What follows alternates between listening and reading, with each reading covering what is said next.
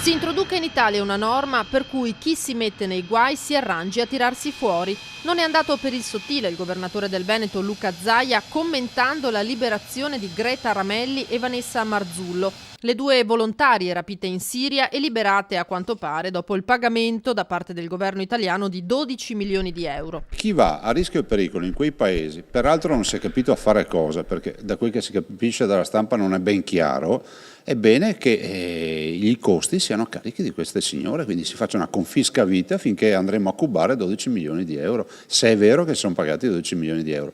Né più né meno di quello che facciamo noi con chi va sulla Marmolada o sulle Dolomiti con le Havaianas, con l'infradito, si paga l'elicottero se si perde. Non ti abbiamo mandato noi lì. Rispetto per le organizzazioni non governative che operano nei paesi a rischio, aggiunge Zaia, ma è ora che il governo legiferi e dia una patente a chi va in giro per il mondo. Dobbiamo fare in modo che il fai da te non diventi una spesa o peggio ancora un rischio per la vita umana.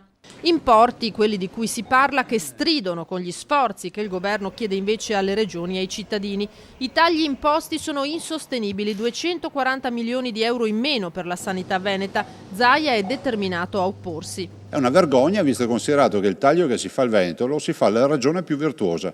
È sempre quella che paga un pasto in ospedale 6,5 euro e non 60-80 euro come qualche altra regione. Prima vai a tagliare da loro e dopo vieni da me. Se passa l'idea del taglio e dopo della modifica della Costituzione che prevede di far tornare tutte le competenze in capo allo Stato, significherà che tra qualche anno i veneti avranno programmata la loro sanità da qualche ufficio sperduto in giro per Roma e non più dalla regione del Veneto.